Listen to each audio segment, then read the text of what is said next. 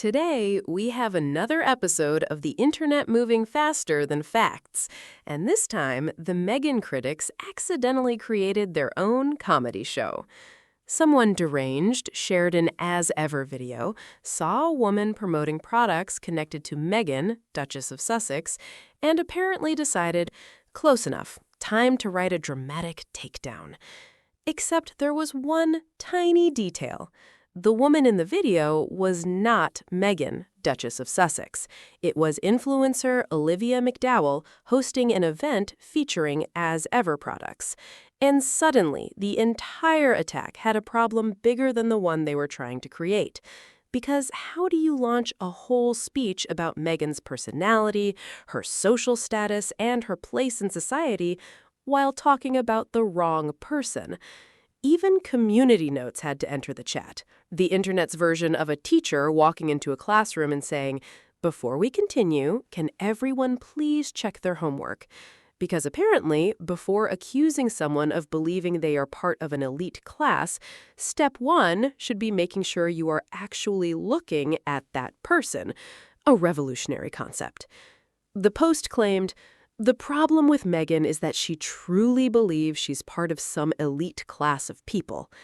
Now, let's talk about the irony here, because it is doing Olympic-level gymnastics.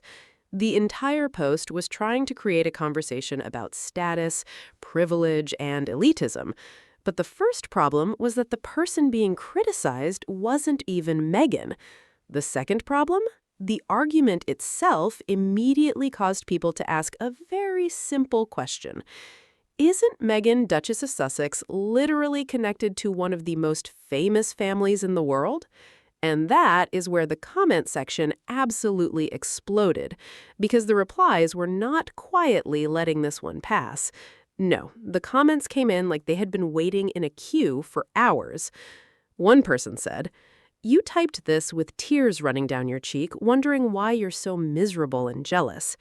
The level of confidence in that comment section could power a small city. Another person pointed out the obvious contradiction.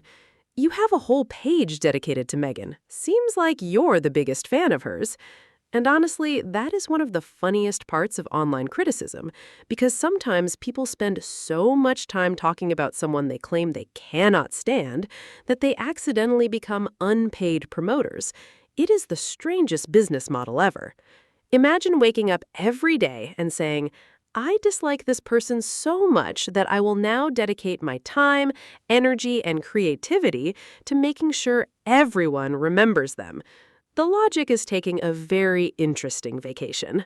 Because whether someone loves Meghan or dislikes her, the reality is that constant attention keeps a public figure in the conversation.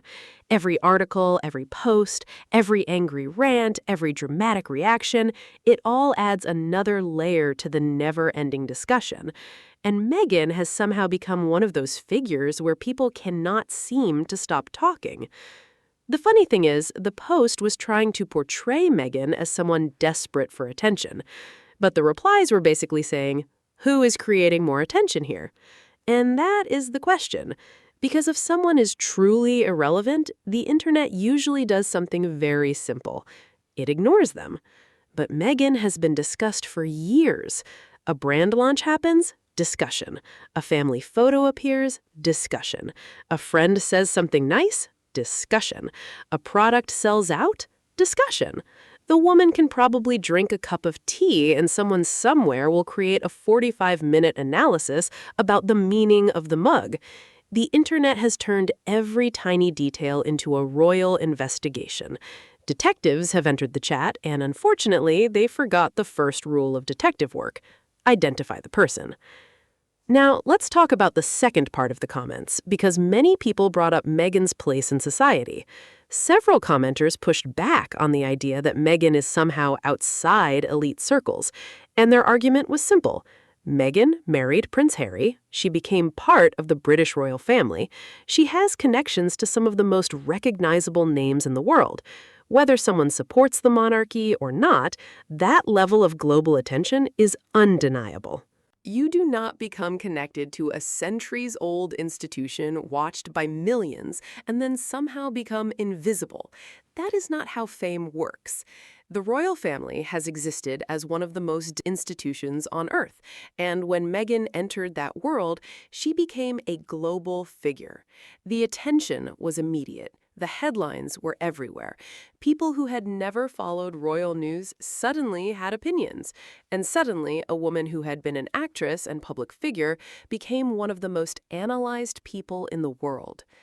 The comment section was basically saying, let's be realistic here. Whatever your opinion of Meghan is, pretending she has no connection to elite circles is a strange argument, because the definition of elite is literally about influence, status, access, and visibility. And being married to Prince Harry places someone in a very unusual category of public life. The comments continued. One person wrote, is Meghan not married to a literal prince? She's not part of the class. She is the elite class. And that comment captured why the original post caused such a reaction. Because the argument was not just about whether people like Meghan, it was about whether the accusation itself made sense.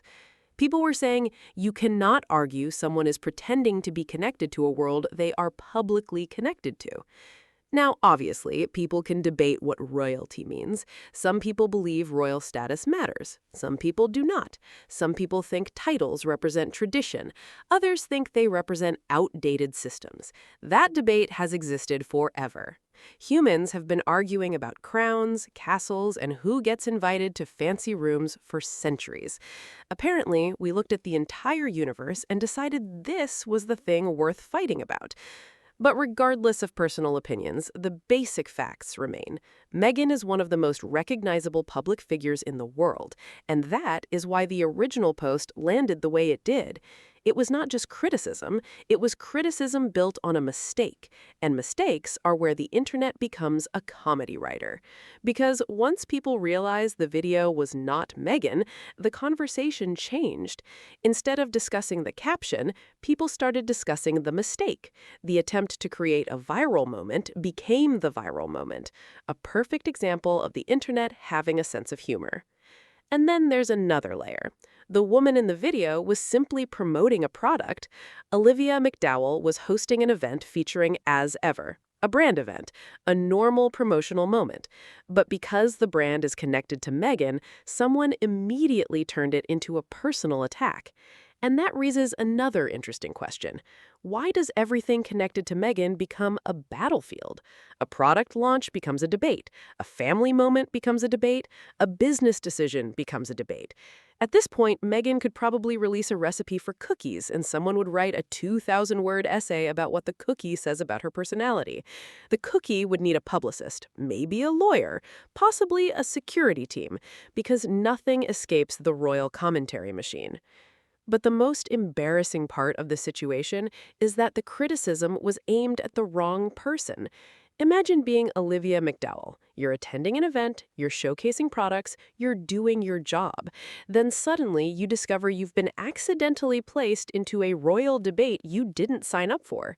The internet really does have a talent for making strangers part of a storyline. Someone probably woke up thinking, today I will host a nice event. The internet replied, congratulations, you are now part of a royal argument. Nobody asked, nobody planned, but here we are. And the comments did not stop. Some people pointed out that the obsession itself was revealing. One commenter basically said that some accounts rely on Meghan for content. And again, that's an interesting observation, because online spaces often work through attention. Controversy creates clicks, arguments create engagement, and public figures become fuel for endless discussions. Sometimes the people who claim to dislike someone the most are the ones keeping the conversation alive. It's a strange cycle. A person becomes famous, people complain about their fame, the complaints generate more attention, the attention creates more fame, and everyone goes around in circles like a hamster wheel designed by social media algorithms. Meanwhile, Meghan continues doing what she's been doing, building projects, working with brands, creating content, living her life.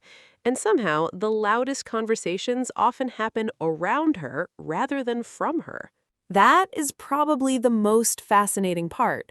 The original post wanted to tell a story about Meghan, but the internet ended up telling a story about the people posting about Meghan, a story about assumptions, a story about rushing to judgment, a story about how quickly online outrage can collapse when facts arrive. Because facts have a very annoying habit. They show up, they ruin dramatic narratives, they walk into the room wearing sensible shoes and say, actually, and everyone hates the actually person until they are proven right. This entire situation is a reminder that before anyone starts a viral attack, maybe check the basics. Who is in the video? What actually happened? Is the claim based on reality? These are simple questions, but somehow on the internet, they are treated like advanced science. And that is why this moment became so funny, because the attempt to criticize Meghan turned into a lesson about accuracy. The attempt to create outrage created laughter. The attempt to make Meghan look bad ended up making the poster look careless. And the community notes? They delivered the final punchline. A little box of reality appeared and basically said, wrong person. 2 words, maximum damage. And honestly, sometimes the internet does not need a dramatic response. Sometimes the funniest comeback is just the truth. Because in this case, the biggest plot twist was not Meghan. It was the fact that the person everyone was arguing about was not even there. And that's the kind of accidental comedy you cannot write. The internet tried to create a royal scandal. Instead, it created a royal misunderstanding. And somewhere, Olivia McDowell is probably wondering how her normal brand event became a whole episode of the Meghan debate universe. Because apparently, in 2026, even being in a video near a product can get you drafted into a royal storyline. The cameras are always rolling, the comment sections are always ready, and the drama machine never sleeps. But maybe next time, before the outrage begins, everyone can do one tiny thing. Check who's actually on screen. A small request, a massive challenge. Welcome to the internet. Thank you for watching, and I will see you in the next video. Smiley here, and take care.